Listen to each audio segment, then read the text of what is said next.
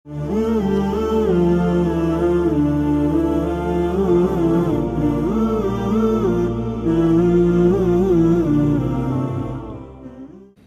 لله رب العالمين، والصلاة والسلام على خير خلقه محمد وعلى آله وصحبه وسلم.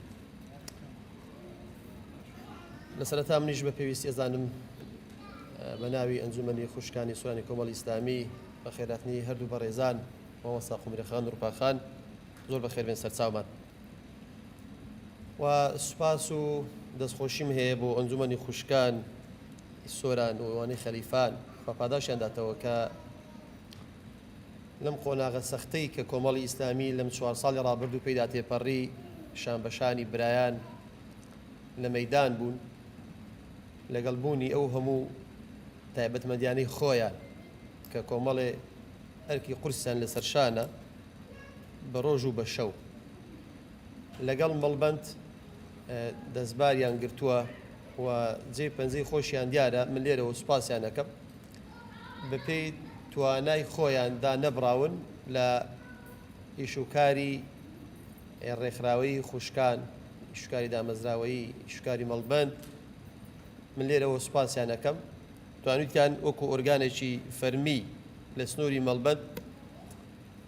لەگەڵ برایان ئیشوکارەکانی خۆیان بەرەو پێش بەرن ئەلحەمدولیلا جێپەنجەشیان دیار بووە دوانە کەوتون من لێرەوە سوپاسیان دەکەم و هیوای بەردەوامبوونیان بۆ خوازم موفەق بن ئینشاڵڵا بۆ زیاتر و چاتر و بەرهەمی باشتر و خەرمانی باشتر لە بۆ داهاتووشدا. وەڵا خوشکانی بەڕێز یارە هەردوو خوشکانی بەڕێز ئەوانش لە قسەی خۆیان هەیە دڵنیام ئەوانش قسەی بە پێز و قسەی چاشی ئەکەن بەس من وەکو تەذکیرەیەک بۆ خوشکانی خۆم بە وتەیەک لە خزمەتاندا ئەبم سەبارەت بە ڕۆڵی خوشکان لە بڵاوکردنەوە و گەیاندنی پەیامی ئیسلام هەر لە سەردەمی پێغەمبەرەوە عەلەیهی سەڵات وەسەلام تا ئەو ڕۆژی لەگەڵ دابیت تاریخ پڕی شتی جوانە لاپەڕەکانی مێژوو شتی جوانیان تۆمار کردیان وەکو تەذکیرە باسی کەم بۆ ئەوەی خوشکان لێیدا نەبڕێم بگەڕێنەوە سەر ئەو تاریخە زێڕینانەی کە خوشکانی ئێمە لە پێش ئێمە تۆماریان کردیان چونکە بڵێن و نەڵێن پێمان خۆش بی پێمان نەخۆش بیت خوشکانیش بەشێک لە خوشکانیش لە هەموو شوێنێک کەوتونتە ژێر کاریگەری ئەوەی کە ئێستا هەیە بە ناوی مافی ئافرەت و مافی ئینسان و بە ناوی کرانەوە و بە ناوی ئازادی ئافرەت و بە چەندین ناو و دروشمی گەورە و بریقەدار کە تەنها ناون ناوەڕۆژیان زۆر خراپە. ئەگەر بێتون ئاماژە بە دووسێ نمونە بکەین لە سەردەمی پێغەمبەر صلی الله علیه و سلم لە دوای پێغەمبەری خوش عەلەیهی سەڵات وسەلام ئەو ئافرەتانەی کە توانیان گۆڕانکاری دروستکەن چونکە لە فەرمودەکە پێغەمبەری خوا فەرمێت عەلەیهی سەڵات وسەلام ئینەمە النیساء شەقائق الرجال مرۆڤ بوون بە هەردوو ڕەگەزەوە مرۆڤ دروست ئەبێت دیارە هەریچیان بەتەنێ نەقوستانی خۆی هەیە بەڵام بە هەردوو ڕەگەز پێگوتێ مرۆڤ یعنی ئەگە پیاو بەشێک بێت ئافرەت بەشەکەیترەوە بە هەردووکان ئینسانێکی کامڵ و متەکامیلی لێ دروست ئەبیت. ئێمە زۆر جاران گوێمان لە نازنا و گەورەیی ئەحمەدی کوڕی حەنبەل بووە ڕەحمەتی خوای لەسەر بێت کە ئیمامی ئەهلی سوننە بووە ئەو پیاوەیە فەرمێت هەر فەرمودەیەکم نووسیبیتەوە لە شەودا بە خزمەت پێغەمبەری خوا گەیشتم عەلەیهی سەڵات وسەلام دەربارەی ئەو فەرمودەیە پرسیارم لێ کردیە. ئەزان ئەحمەدی کوڕی حەنبەل ڕەحمەتی خوای لەسەر بێت کە تابیعی بووە کە سەحابەی بینیوە کە مامۆستای ئیمامی شافعی بوو و قوتابی ئیمامی شافعیش بووە لە هەمان کاتدا هەردوو دەوری بینیوە. ئەو پیاوە بەڕێزە ئەزانن کو پێگەیشت چێ پێی گەیاند و چۆن دروست بوو ئەو پیاوە دایکی ئیمامی ئەحمەد ڕەزا و ڕەحمەتی خوایان لەسەر بێت دەفەرمێ کاتێک کە ئەحمەدی کوڕم تەمەنی بوو بە 10 ساڵان دەڵێ هەموو ڕۆژێک نوێژی بەیانی دەمبردە مزگەوت دایچێک هەموو ڕۆژێک نوێژی بەیانی ئەو مناڵە 10 ساڵی ئەباتە مزگەوت لە مزگەوت چاوەڕێی ئەکرد هەتا ئەحمەدی کوڕی نوێژی بەیانی ئەکرد و دەرسی ئەخوێندەوە و کە تا هەڵدەهات ئەو جای بردەوە ماڵێ هەتا ئەو کەڵە پیاوەی لێ دروست بوو. ئەگەر بڵێن ئەو پیاوە زۆر مەزن و زۆر گەورەیە بەڵام گەورەیەکەی بۆ داشی ئەگەڕێتەوە. تەماشاکەن ئافرەتان لە پێگەیاندنی کەڵە پیاو لە سەردەمی زێڕیندا چڕۆڵ و دەوریان پێنیوە. زۆر زەرورە ئێستا دایکان ئاور لەو مێژ و پاکە بدەنەوە ئەو دایکانە چۆن ئەو منداڵیان پەروەردە کردن چۆن کەڵە پیاویان دروست کرد پێشکەشی کۆمەڵگەیان کرد کە هەموو دنیا ئێستا قەرداری علم و زانستی ئیمامی ئەحمەد ڕەحمەتی خوای لەسەر بێت. ئەو پیاوە لێرەوە پێگەیشت بەو شێوەوە ئەو دایکە بەڕێزە ئەو منداڵی پێگەیان قارەمانێکی دروست کرد ئیمامی ئەهلی سوننەی دروست کرد زۆرترین خزمەتی کرد لە ڕێی ئیسلامیشەوە زۆرترین بازیدا ئەو پیاوە بەڕێزە. ئەوە نمونەی ئافرەتە ئەوە نمونەی دایکە. ئەوڕۆ کۆمەڵگەی ئێمە پێم وایە زۆر تێنووی ئەم جۆرە پەروەردەیە کە ئەبینین منداڵەکان ئەو جگەرگۆشانە ئەو گەنجانە کاتێک کە پێ ئەگات لە چێوە ئێستاکە خۆیان لە چێ ئەبینەوە چۆن پەروەردەکەن ئێستاکە. تۆزێک تەماشای خۆتان بکەن و تەماشای ئەم نمونانە پیرۆزانە بکەن ئەو دایکانی ئێستا و ئەو دایکانی ئەو کات ئێستاکە لە شوێن ئەوان لە شوێ بوون ئێستا ئێوە لە شوێن کە ئەمە جێگەی ئەوەیە کە ئینسان دەرس و پند و وانەی لێ وەربگری. باسی حەسەنی بەسری ئەکرێت ڕەحمەتی خوای لەسەر بێت گەورە تابعی کە حەسەنی بەسری یەشێکە لەو پیاوانەی کە ڕەئی لێ وەرئەژدێ لە تەفسیر مفەسیر بووە گەورە زانای سەردەمی خۆی بووە. حەسەنی بەسری مامۆستاکەی ڕابعەی عەدەوی بووە لە خزمەت ئافرەتێکا دەرسی خوێندە و عیلمی وەرگرتیە ئافرەتێک پەروەردەی کردێ و دەرسی پێدایە و ئەو کەڵە پیاوەی لێ دەرچووە. بەڵێ ئەوانە پیاوی مەزن بوون بەس ئەبێت تەماشاش بکەین چێ ئەو پیاوانی دروست کرد چۆن دروست بوون. ئەمە لە ڕووی عیلمەوە دوو پیاوی زۆر گەورە کە سەرمەشقی زانستن ئیمامی ئەحمەد ڕەحمەتی خوات وەگەڵ حەسەنی بەسری هەردووچیان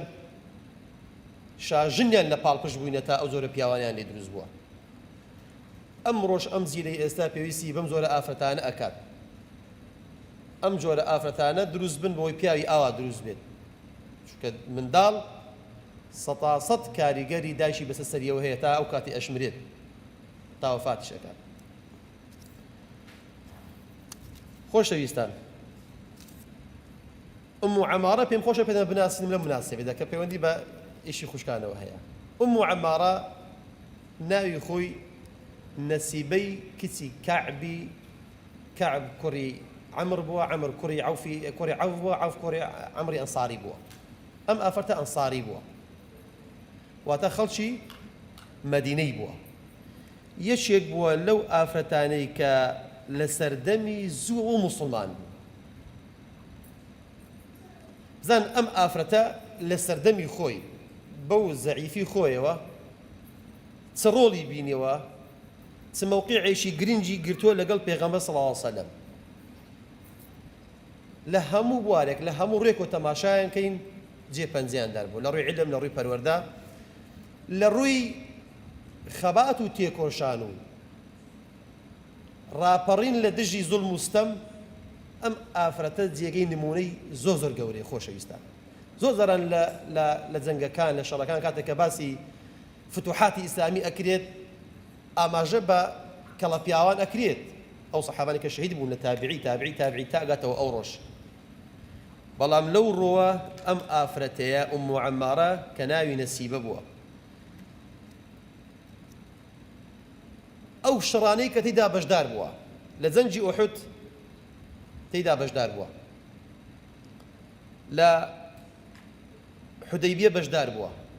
لە خەیبەر بەشدار بووە لە حونەین بەشدار بووە لە ڕۆژی یەمامە بەشدار بووە. محەممەدی کوڕی ئیسحاق ئەفەرمێت ئەڵێ ئەو ئافرەتە بینیم لسردمي خلافة إمام أبو بكر لا حرب الردة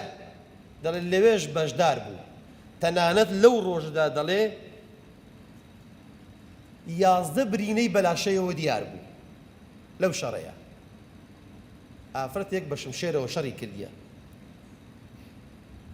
لە سەردەمی پێغەمبەر صلی الله علیه و سلم کاتێک کە کۆچی کردی لە مەکە بۆ مەدینە کە لەشێک بە لەو ئافرەتانەی کە زوو موسڵمان بە لەوێندەر بەشداری ئەو هەموو جەنگانی کردیە هەڵە جارێک پێغەمبەر هەم بانگی کردن جەنگاوەرەکان دەڵێ ئومو عەمارە هات دەڵێ دوا کەوت یازدە برینەی بەلاشەی وە دیار بوو بە شمشێر و بە تیرۆوانی کە بریندار بووە دەڵێ یەشێک لەو برینانە لە ملی بوو ملی بریندار بوو دەڵێ نەیتوانی بێتە خزمەت پێغەمبەر صلی الله علیه و سلم برینەکەی پێچا بوو خوێنی لێ دەهاتە خوارێ تەماشاکەن یعنی ئافرەتان نەک لە بواری خۆیان بەڵکو لە بواری پیاوانیش لە سەردەمی ئیسلامدا لە سەردەمی سەدری ئیسلامدا لە فتوحاتی ئیسلامیدا جێپەنجەیان دیار بووە فەرموودەیەک کە ئیمامی عومەر دەجێڕێتەوە ڕەحمەتی خۆی لەسەر بێ دەفەرمێت ما التفت يوم أحد يمينا ولا شمالا إلا رآها تقاتل دوني پیغمبری خوا فرمید عليه الصلاة والسلام فرمید ام فرمود امام عمر رضی فرمید لروج احد على پیغمبر فرمید اورم بدا بایا ولا لا راس ولا لا يتب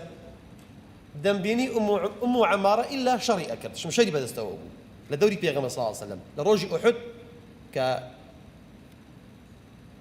زنگەکە دیارە چۆن دەستی پێ کرد چۆن کۆتایی پێ هات ئازار و معاناتی ئەو جەنگە ئەو ڕۆژە چی بوو پێغەمبەری خوا فەرمێت لە هەر شوێنێک ئاوەڕم بدابایەوە ئوم عەمارە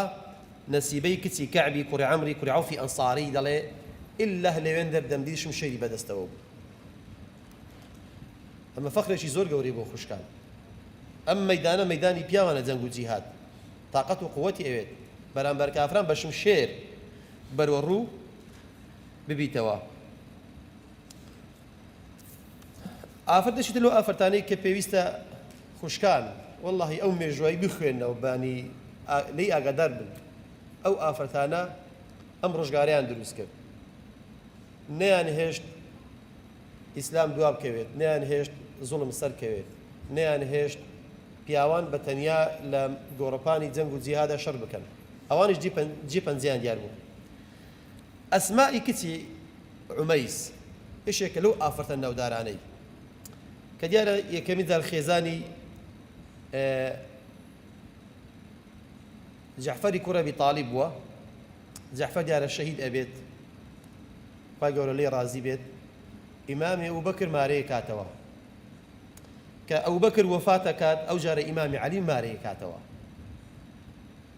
مێژوو ئەڵێ لە هەرسێک پیاوەکانیش منداڵی هەبووە منداڵی خۆشی پەروەردە کردیە ئەو ئافرەتە یەکێک بووە لەو ئافرەتانەی کە یەکەمین جار کۆچیان کرد چوونە حەبەشەی چوونی حەبەشە خۆشەویستان معلومی بەڕێستانە دەکەوێتە بەری ئەفریقیا بە بەحردا پەڕینەوە بە بەحری ئەحمەردا پەڕینەوە یەکەمین وەزبەکە کۆچیان کرد چوونە حەبەشەیەک لەو ئافرەتانە بووە کە چوتە حەبەشە کۆچی کردیە لەگەڵ کۆمەڵی پیا و ئەسحاب چوونە ئەوێ کە پێغەمبەر صلی الله علیه و سلم پێی فەرموو بڕۆنە ئەوێ پاشایەکە لێوێنەر زوڵم لە کەس ناکرێت دوای ئەوە سەحابەیەک بە ناوی موسا ڕەزا ڕەحمەتی خوا لێ فەرمێت ئێمە 52 کەس یان 53 کەس بووین دەڵێ دوو برای خۆشم لەگەڵدا بوون بە ناوی بڕۆیدە و ئەبوو ڕاهەم ئەڵێ ئێمە کۆچمان کرد کە بچینە حەبەشە دەڵێ سواری سەفینەیەک بووین لەو سەفینەیە ڕۆیشتین کە پەڕینەوە چوینە حەبەش لە حەبەشە ئەم سەحابانی کە چوو بوونێنە جەعفەری کوڕی ئەبوو تاڵیب و خۆی و هاوڵەکانی دەڵێنەر ئەوانمان بینی دەڵێ جەعفەر پێی گوتین وەرنێرە بینێنەوە پێغەمبەر صلی الله علیه و سلم ئێمەی ڕەوانەی ئێرە کردیە هەتا ئەو کاتێ گەڕێنەوە مەدینە ئەم ئافرەتە شتێکمان بۆ ئەژێت دەڵێ کاتێک کە گەڕاینەوە چوینەوە مەدینە ئەو جارەی لە حەبەشە هاتینەوە موسڵمانان چوو بوونە مەدینە لەوێن دەر پێگەیەک دروستا بۆ موسڵمانان ئەمن و ئەمانێک هەبوو پێغەمبەر کۆچی کردبوو دەڵێ کاتێک کە چووی نێوێندەر دەڵێ چوومەکن حەفسەی کچی ئیمامی عومەر لە ماڵە دەڵێ سەردانم کرد دەڵێ ئیمامی عومەر هاتەوە ماڵێ دەڵێ بە حەفسە گوتی حەفس ئەوە چێیە گوتی وەڵا ئەوە ئەسمای کچی عومەیسە گوتی ئەو ئافرەتە بوو چوە حەبەشەی ئێستا هایتێرە گوتی بەڵێ هەوە دەڵێ ئیمامی عومەر قسەشی کرد گوتی ئەی ئەسما فەزڵی کۆزکردن لۆ ئێمەیە ئەو جار لۆ ئێوەیە ئەسماش ئەو قسەی پێ زۆر لەسەر دڵ قورس و گرام گوتی وەڵڵاهی ئەسمە لای پێغەمبەر صلی الله علیه وسلم ئەو قسەی بۆ ژێڕنەوە دەڵێ عومەر ئاوا بەمنی گوت وعد بێ هیچی لێ زیاد نەکەم دەڵێ ئەسمای کچی عومەیس چۆکن پێغەمبەر صلی فەرمی یا رەسوڵ الله عومەر ئەو قسەی بە من گوت دەڵێت فەزڵی کۆزکردن بۆ ئێمە نەک بۆ ئێوە ئێوە چوونە حەبەشە ئێمە هاتینە مەدینە چونکە ئەو کات ئەسما پێ گوتی ئێوە کە کۆستان کرد لە پاڵ پێغەمبەر بوون صلی الله علیه وسلم لە خاشی خۆتان بوون پێغەمبەر دیفاعی لێکردن پێغەمبەر صلی الله علیه وسلم پێداویستی و دابینەکردن بەس ئێمە چوینە وڵاتی غەریبیان چوینە وڵاتێکی تر لە ناو کەس و کاری خۆ نەبوون لە خاشی خۆمان نەبوون دەڵێ کاتە خزمەت پێغەمبەر فەرمووی ئەی ئەسما ئاتووست پێگۆڵ گوتم یا رەسوڵ الله گوتم ئەی عومەر فەزڵی ئێمە زیاتر لە ئێوە چونکە ئێوە لە خاشی خۆتان بوون لە وڵاتی خۆتان بوون پێغەمبەرتان لەگەڵ بوو صلی الله علیه وسلم خزم و کەسوکاتان بە دەورەوە بوو فەزلەکەی ئێمەیە دەڵێت پێغەمبەر صلی الله علیه وسلم فەرمووی ئەی ئەسما فەرمێ لەکم هیجرەتانی فەرمی بەڵکو ئێوە دوو جار کۆستان کرد جارێک چوون بۆ حەبەشە جارێک هاتنەوە مەدینە بەس عومەر یەک کۆچی کردیە دەڵێ کە ئەو قسەی کرد بۆ من پێغەمبەر سازمان فەرمێ زۆر دڵم خۆش و زۆر کەیفمان دەڵێ ئەوانەی کە ئەسحابی سەفینە بوون کە ئەو 52 کەسێک کە لە یەمەنەوە چوو بوو نێوێندەر لەگەڵ ئەوانەی کە لەگەڵ جەعفەری کوڕی تاڵب چوو بوو نێوێندەر کۆمەڵێ بژمارەیان زۆر بوو دەڵێ کاتێک کە ئەو خەبەرەیان بیست یەک دەهاتن پرسیاری ئەو فەرمودیان لە من ئەکرد صلی الله علیه وسلم کە پێغەمبەر بەمی فەرموو کە گوتی ئەی ئەسما ئێوە دوو جار کۆستان کرد جارێک بۆ حەبەشە جارێک بۆ مەدینە دەڵێ کە ئیمامی عومەر ئەوەی زانی ئەو کاتەی ئەو جارەی زانی فەزڵی ئەوانە چەند گەورە بوو ئەوانەی کە کۆچیان کرد و جارێک بە سەفینە بە بەلەم بە هەر جۆرێک بپەڕیەوە لە بەحری ئەحمەر بچیە ئەو بەر جارشکێ بێەوە ئەو بەر بچیەوە مەدینە ئەوە ئافرەتانن خۆشەویستان خوشکانی بەڕێز ئەو ڕۆڵیان بینیوە لە کۆزکردن لە جیهادکردن لە پێگەیاندنی کەڵەزانە و دانای گەورە بە حەقەت جێپەنجەی زۆریان دیار بووە هیوادارم یعنی ئەم جۆرە نمونانە ئەم جۆرە ڕووداوانە کاتێک ئێمە ئەیان خوێنینەوەی کاتێک کە تەماشایان ئەکەین لاپەڕەی مێژوی ئەوانە هەڵەدەینەوە بە نیشاتێک و نوێبوونەوەیەک لە ناخی دایکان و خوشکانی ئێمە دروست کات یخوانش بە شەر بوون ئەوانش هەستیان بە معانات و ناخۆشی بینیوە زەعیفە بوون وەکو پیاوان نەبوون کە بەرگری ئەو هەموو ناخۆشیانە بگرن بەڵام لەبەر ئەوەی کە ناو ناخیان پڕ مەعنەویات بوو ئەم شتانە ئەم بربەستانە لایوان هیچ ئەرزشیان نەبوو بۆیە توانیان ئەسپی خۆیان تاودن شان بەشانی پیاوان تا ئەمەش بەردەوام بێت کە لە شێری ئافرەتی کە لە شێری ئاوا هەن لە مەیدانن بێرن بەدەرگن بەغێتن خوشکانمان ئێستاش لە زۆر شوێن بەروەڕووی ڕەخنە و توانج و گلەیی و پەلار ئەبنەوە بەڵام لەبەر تێگەیشتنیان لە دین و ژینی خۆیان ئەم شتانە سادی نەکردونەوە بەردەوامیشن سوپاسی هەمووتانەکەم زۆر بەخێر بن سەرچاومان هیوادارم کە بمتوانی بێت قسێک بکەم کە جێگەی سوود و کەڵکی ئێوەی بەرز و خۆشەویست بێت و دەرفەت بۆ هەردوو خوشی بەرزم دەڵم کە ئەوانیش وتەی خۆیان پێشکەش بکەن وسلام علیکم ورحمة الله وبركاته